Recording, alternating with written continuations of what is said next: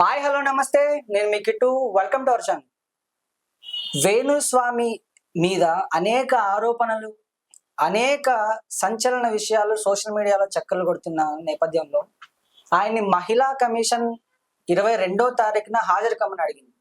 ఎందుకంటే ఈయన చేసిన కొన్ని వ్యాఖ్యలను సోషల్ మీడియాలో ఎక్కువ వైరల్ అవ్వడం వల్ల ఇది మహిళా కమిషన్ దాకా వెళ్ళి మహిళా కమిషన్ కూడా 22న హాజరు కావాలి అని ఆయనకు ఉత్తర్వులు జారీ చేయడం జరిగింది. సో దీని గురించి మనతో మాట్లాడడానికి ప్రముఖ సీనియర్ జర్నలిస్ట్ మహేష్ గారు మనతో ఉన్నారు. ఆయనతో మాట్లాడారు. నమస్తే మహేష్ గారు. నమస్తే. ఈ వేణుస్వామి మ్యాటర్ ఏదైతే ఆయన చేసిన, మామూలుగా ఈ జాతకం చెప్పాడు అని అనుకోవచ్చు, లేకపోతే ఆయన చెప్పిన అనాలిసిస్ అనుకోవచ్చు. దీన్ని ఏ విధంగా తీసుకోవాలంటే, ఒక ప్రైవేట్ జంటను తీసుకొచ్చి వాళ్ళ ప్రైవేట్ జీవితాన్ని తీసుకొచ్చి ఈయన సోషల్ మీడియాలో జాతకం చెప్పడం అనేది ఎంతవరకు కరెక్ట్ అంటారు? ఫస్ట్ ఆఫ్ ఆల్ ప్రైవేట్ మనుషులు అయితే కాదు, అది పబ్లిక్ ఫిగర్స్. అది ఆల్రెడీ అంతకుముందు ఆయన సమంత నాగ చైతన్య గురించి చెప్పాడు. అది నిజమైందని నేను వీడియోలు ఇక సెలబ్రిటీ వీడియోలు అవి చేయనని చెప్పిన తర్వాత దాని కంటిన్యూషన్ గా నేను చెప్తున్నాను కానీ నేను మాట మీద ఉన్నాను. వేరే ఎవరివి సెలబ్రిటీలు చెప్పను, కానీ అంతకుముందు నేను నాగ చైతన్య సమంత గురించి చెప్పాను కాబట్టి దాని కంటిన్యూషన్ ఇది చెబుతున్నానని చెప్పారు. కానీ ఇది ప్రిడిక్షనే కానీ వేరే రకంగా మనం అనుకోవటానికి ఏముంది ఆస్కారం? అంటే ఇప్పుడు చేయాల్సిన అవసరం ఏముందంటారు? అంటే ఆల్రెడీ ఆయన జగన్మోహన్ రెడ్డి గారి గురించి చెప్పారు, ఆయన గెలుస్తారన్నారు, అది గెలవలేదు, అన్ని పోయింది, నేను ఇంకా ఆపేస్తాను అని చెప్పారు. మళ్ళీ ఎందుకు ఈ నాగ చైతన్య అంటే వైరల్ కావడానికి చెప్తున్నాడా? నేనేదో నువ్వు కనపడాలి వీడియోస్ లో, అందరికి వినపడాలి అనే విధంగా ఉంది ఆయన.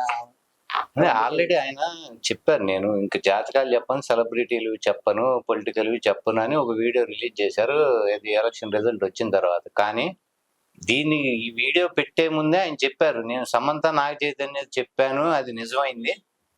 దాని కంటిన్యూషన్ అంటే continuation in the sense Naga Chaitanya మళ్ళీ పెళ్లి చేసుకుంటున్నారు కాబట్టి దాని కంటిన్యూషన్ గా ఇది చెబుతున్నాను. కానీ నేను అన్న మాట మీదే ఉంటాను, అది చెప్పనని చెప్పాను సెలబ్రిటీస్వి, ఆ మాట మీదే ఉంటాను. ఈ ఒక్కటి ఎందుకు చెప్తున్నానంటే దాని కంటిన్యూషన్ గా ఇది చెప్తున్నాను అన్నారు. మామూలుగా జాతకాలు అంటే మనం అడిగి మరీ చెప్పించుకుంటాం. ఏదైనా జాతకాలు చెప్పే వాళ్ళని కానీ, పూజారులను కానీ, ఇలాంటి వాళ్ళని జాతకాలు అడిగి చెప్పించుకుంటాం. ఈయన అడగకుండానే ఎందుకు ఇన్వాల్వ్మెంట్ అయిపోయి వీడియోలు పెట్టేస్తాడు జనాలు చూడాలని? మీకు సామెత తెలిసలేదు, తొండం ముదిరితే ఊసరం వెళ్ళి అవుతుందని విన్నారా మీరు ఎప్పుడన్నా? అలా ఉన్న వేణుస్వామి అనే ఆయన్ని ఈ మీడియా వాళ్ళే తీసుకొచ్చి ఇట్లా స్టూడియోలో కూర్చోబెట్టి ఆడేమవుతాడు, ఈడేమవుతాడు, ఆ ఎలక్షన్లో ఎవడు గెలుస్తాడు, ఇవన్నీ అడిగినప్పుడు మరి అది అలవాటైపోయింది ఆయనకి. ఇప్పుడు మీకు తెలిసిన ఒక ఈ యూట్యూబ్ ఛానల్స్ ఒక 4 చెప్పండి మంచివి, మీకు తెలిసినవి చెప్పండి 4 పేరు. అంటే చాలా ఉన్నాయి యూట్యూబ్ ఛానల్స్ ఈ మధ్య. అంటే మీకు ప్రముఖంగా మీకు తెలిసిన ఛానల్స్ వాళ్ళు అందరూ పిలిచిన వాళ్ళే ఆయన్ని, అందరూ పిలిచి కూర్చోబెట్టి జాతకాలు అడిగిన వాళ్ళే. అడిగినప్పుడు ఆయనకు అలవాటు అయిపోయింది. అలవాటులో ఆయన చెప్పడం అలవాటు అయిపోయింది. ముందు ఆయనకి అడగకపోయినా చెప్పడం అలవాటు అయిపోయింది. ఫస్ట్ టైం అడిగి చెప్పించుకున్నారు సెలబ్రిటీ జాతకాలు ఇవన్నీ. ఐపీఎల్ ఏం జరుగుతుంది, ఐపీఎల్లో కప్పు ఎవరు కొడతారు, లేకపోతే బలానా వాళ్ళు పెళ్లి చేసుకున్న ప్రభాస్ కెరీర్ ఎట్లా ఉంటుంది, ఇట్లా రకరకాలుగా ఆయన్ని అన్ని అడిగి చెప్పించుకొని ఇవాళ ఆయన అది అలవాటైపోయి ఆయన సొంతంగా చెబుతున్నాడు. ఇంకా అదే నేను ఇందాక మీకు చెప్పిన సామెత, తొండముదిరి ఊసరు వెళ్ళినట్టు ఈయన అట్లాంటి స్టేజ్ నుంచి ఈ స్టేజ్కి వచ్చేసాడు. అంటే ఇక ఆయన చెప్పకుండా ఉండలేకపోయిన స్టేజ్కి వచ్చేసాడు ఆయన. అందుకని ఆయన తెలిసింది ఆయన చెబుతున్నాడు. వినేవాడు వింటాడు, లేకపోతే కష్టం వచ్చినోడు కష్టంగా ఉంది, అంతే. ఈ సినీ జర్నలిస్టులని కొంతమంది మా అసోసియేషన్ కి వేణుస్వామి మీద ఒక కంప్లైంట్ ఇవ్వడం కూడా జరిగింది. దీనికి సంబంధించి మంచు విష్ణు గారు కూడా వేణుస్వామి గారికి కాల్ చేయడం జరిగింది, ఒక వార్నింగ్ లాంటిది ఇచ్చారు అని అన్నారు. అంటే ఇంతకు ముందే ఈ జర్నలిస్టులు ఎవరైతే ఉన్నారో, మీరు ఇందాక అన్నారు కదా, ఇలాగ స్టూడియోలకు పిలిచి ఆయనతోనే ఇలా చెప్పించారు. మళ్ళీ ఎందుకు వాళ్ళే అగెనెస్ట్ గా ఆయనకి అగెనెస్ట్ గా వాళ్ళే ఎందుకు కంప్లైంట్ ఇచ్చారంటారు? అంటే ఈయన జగన్మోహన్ రెడ్డి గారికి ఫర్గా చెప్పారు ఇంతకుముందు జాతకం. అప్పటి నుంచి ఈయన ఎక్కడ దొరకట్లా, పార్టీ ఓడిపోయింది, ఈయన చెప్పిన జాతకం ఫలించలేదు. దాంతో ఏంటంటే నాకు తెలిసి మీకు సినిమా ఫీల్డ్ లో కానీ ఇది చూస్తే మీరు ఒక రకంగా వైసీపీకి యాంటీగానే ఉంది. అప్పటి నుంచి వీళ్ళందరూ ఒక రకంగా ఎన్నో గట్టి ఉన్నారు అనుకోవాలి. దాంతో ఇప్పుడు అవకాశం వచ్చింది, అది తీర్చుకోవడానికి అన్నట్టు వీళ్ళ ప్రవర్తన ఉంది. లేదు అంటే చాలా మంది జాతకాలు చెబుతున్నారు, అన్ని జరుగుతున్నాయి. మీకు తెలుసలేదో 1999లో కలియుగాంతం అని చెప్పి వేదవ్యాస అని ఐఏఎస్ అని రాశాడు బుక్ ఇంతలో. 1999లో కలియుగాంతం అయిపోతుంది అని. మరి అట్లాంటి ఏం చేయాలి చెప్పండి? అది జనం నష్టం, లోకానికే నష్టం అలాంటివి రాయటం. 99లో కలియుగాంతం అయిందా?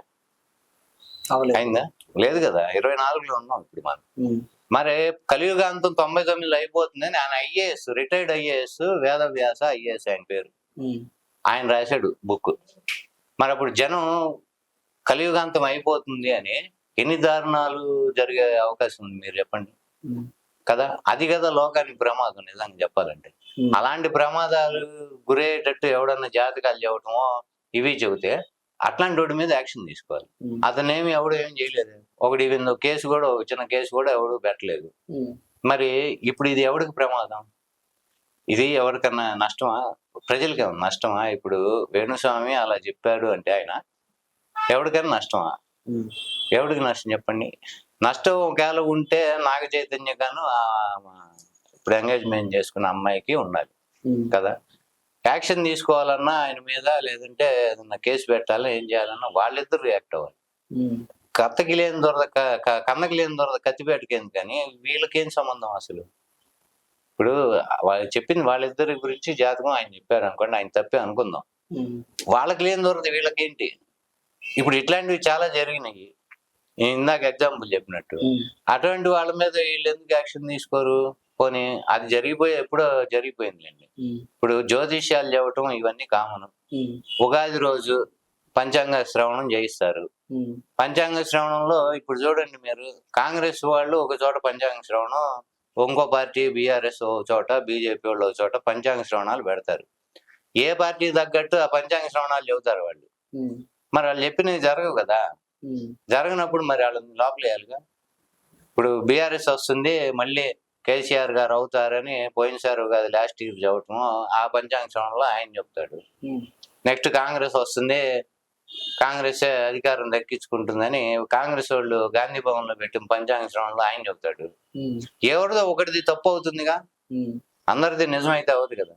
ఆ తప్పు అయినండి మరి తప్పుడు వార్తలు చెప్పాడు, జనం దీనివల్ల తప్పుదారి బట్టి వేరే వాడికి ఓట్లు వేశారు అని చెప్పి వాళ్ళ మీద కేసు పెట్టాలి. అంటే ఇంత వైరల్ అవ్వలేదు కదండి విషయాలు. వైరల్ చేస్తే అవుతుందండి, చెయ్యకపోతే నిజమైతే నిజమేగా.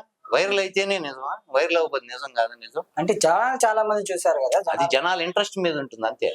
అనేది ఏదైనా తీసుకుంటే దాన్ని వైరల్ చేస్తే అవుతుంది. ఇప్పుడు వేణుస్వామి అని ఏంటంటే ఒక సెలబ్రిటీ హోదాలో ఆయన ఉన్నాడు కాబట్టి, ఆయన జాతకాలు చెప్పి మొన్న ఏదో జగన్మోహన్ రెడ్డి గారి గురించి చెప్పాడు కాబట్టి అందువల్ల అది పెద్ద వైరల్ అయిపోయి ఐపీఎల్ ఏదో చెప్పాడు ఆయన తర్వాత అనేది వచ్చేసింది. దానివల్ల ఆయన మీద ఏదో ఇప్పుడు లైమ్ లైట్ లో ఉన్నాడు కాబట్టి ఆయన ఈ మాట ఒకటి చెప్పాడు కాబట్టి ఆయన ఇంకా ట్రోల్ చేయటము, లేకపోతే కేసులు పెట్టడం. ఇప్పుడు ఫిలిం జర్నలిస్టులు, లేకపోతే డిజిటల్ సోషల్ మీడియా జర్నలిస్టులు, వీళ్ళందరూ కలిసి ఏదో కేసు పెట్టారని అంటున్నారు. వీళ్ళకి ఏంటి సంబంధం అసలు? మహిళా కమిషన్ ఫిర్యాదు చేసేదాకా పోవడానికి ఇప్పుడు ఇద్దరు వ్యక్తుల గురించి చెప్పాడు ఆయన. ఆ ఇద్దరు వ్యక్తులకు లేని బాధ మీకెందుకు? మీకు డైరెక్ట్లీ ఆర్ ఇండైరెక్ట్లీ వీళ్ళకి వచ్చిన నష్టం ఏంటి మీరు చెప్పగలరా? జనాలకు ఏదైనా ఇప్పుడు కొత్తగా పెళ్లి చేసుకున్న జంట అండి విడిపోతుంది అని చెప్పడం అది ఎవరికైనా బాధాకరణమే కదా. అది కూడా చాలా మంది ఫ్యాన్స్ ఉంటారు పబ్లిక్ ఫేర్ లో, మీరే అన్నారు ఇందాక. మీరు ఎక్కడన్నా జ్యోతిష్యం దగ్గర ఎవరి దగ్గరకన్నా వెళ్తే ఎప్పుడైనా వెళ్ళారా? చెప్పించుకున్నారా? లేదండి. వెళ్ళిన వాళ్ళని పోయిన అడగండి. ఎవరైనా జ్యోతిష్యుడి దగ్గరికి వెళ్తే నీకు బలానా టైంలో బ్యాడ్ టైం నడుస్తుంది, బలానా టైంలో వాహనం నడిపేప్పుడు జాగ్రత్తగా ఉండు, యాక్సిడెంట్ అయ్యే అవకాశం ఉంది, ఇలాంటివి చెబుతారు. చెప్పరా? దాన్ని ఏమంటారు? ప్రిడిక్షన్ అంటారు. ముందు జాగ్రత్తగా నువ్వు జాగ్రత్తలు తీసుకో అని చెప్పటానికి చెప్పేది అది, అంతే కదా. దాన్ని కేసు పెడతారా? నాకు యాక్సిడెంట్ అవుతుంది అంటావా నువ్వు అని కేసు పెడతాడు ఎవడ? చెప్పండి మీరు. సో అడిగితే ప్రెడిక్షన్ చెప్పడం వేరు, అడగకుండానే ప్రెడిక్షన్ చెప్పడం వేరు. ఈయన అడగకుండా ప్రెడిక్షన్ చెప్పాడు కాబట్టి వాళ్ళందరూ రియాక్ట్ అవ్వాల్సి. అంటే ఈయనకి అదే చెప్తుంది. ఇప్పుడు ఈ ఛానల్స్ వాళ్ళు కానీ వీళ్ళు టీవీ వాళ్ళు వీళ్ళందరూ ఆయన అలవాటు చేశారు. ఒకటి, ఇప్పుడు ఎవడు అడిగితేనే మీరు ఆయన తీల్చి స్టూడియోలో కూర్చోబెట్టి వాళ్ళ తరఫున మీరు అడిగారా? ఇప్పుడు ఒక వ్యక్తి లేకపోతే జగన్మోహన్ రెడ్డి గారు గెలుస్తాడా, చంద్రబాబు సీఎం అవుతాడా అంటే వాళ్ళు ఏమన్నా నిన్ను అడిగిచ్చారా? వేణుస్వామిని అడుగు, మా గురించి ఆయన అడగలేదు కదా, మీరే కూర్చోబెట్టి అడిగారు కదా. అట్లా తిట్టే నోరు తిరిగే కాలు ఊరుకోని సామెత ఉంది కదా, అలా ఈయనకి చెప్పి అలవాటు అయిపోయింది. ఆ ఫ్లోలో ఆయన చెప్పేసుకున్నాడు. ఇప్పుడు ఎక్కడైనా ఆయన వేణుస్వామి చెప్పిన వీటిల్లో సొంతగా ఆయన యూట్యూబ్ ఛానల్ లేకపోతే ఇంకో టీవీ ఆయనకేం లేదు, దానిలో ఆయన చెప్పలేదు కూడా ఇంతకు ముందు. ఈ సోకాళ్ళు మీడియా వాళ్ళు వీళ్ళే కదా ఆయన తీసుకొచ్చి కూర్చోబెట్టి అన్ని చెప్పించుకుంది. వాడి గురించి వీడి గురించి అడిగి, వీళ్ళకి ఎందుకు అంత ఇంట్రెస్ట్, పక్కనోడి గురించి అడిగి ఆయన తెప్పించుకుంది వీళ్ళే కదా. మరి ఇప్పుడు ఆయన చెబితే వచ్చిన నష్టం ఏంటి వీళ్ళకి? అసలు ఒక వేరే ఇద్దరు పర్సన్స్ గురించి ఆయన చెప్తే వీళ్ళకి ఇంటికి నొప్పి. ఆయన వాళ్ళు ఏమన్నా వీళ్ళకి వకాలత ఇచ్చారా? ఈ జర్నలిస్ట్ సంఘానికి వీళ్ళకి అన్న వాళ్ళ తరఫున వకాలత ఇచ్చి మా తరఫున మీరు కంప్లైంట్ చేయండి లేకపోతే కేసు పెట్టండి అని ఏమన్నా చెప్పారా? ఈవెన్ నాగార్జున గారు కూడా బయటికి రాలేదు కదా, ఆయన కూడా బయటకు వచ్చి మాట్లాడలే ఇష్యూ మీద. వీళ్ళందరికీ వచ్చిన బాధ ఏముంది?